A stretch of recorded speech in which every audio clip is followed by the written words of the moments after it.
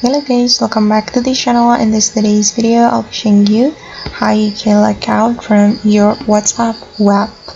Okay, I'm going to open my WhatsApp web on my laptop. So here I have my WhatsApp web opened, and if you want to log out from your WhatsApp web, this step is very simple.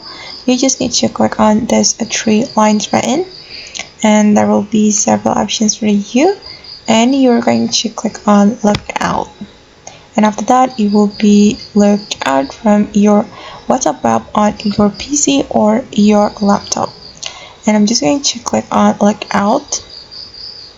Okay, then you will get this question, and you just need to click on the log out, and you have to wait until the process completed.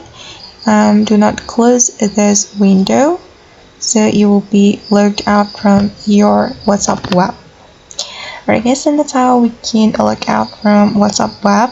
I hope this tutorial will be useful for you. Thank you so much for watching, and if you found this tutorial helpful, don't forget to hit the like button, leave your comments, and also subscribe to this channel. See you in the next video.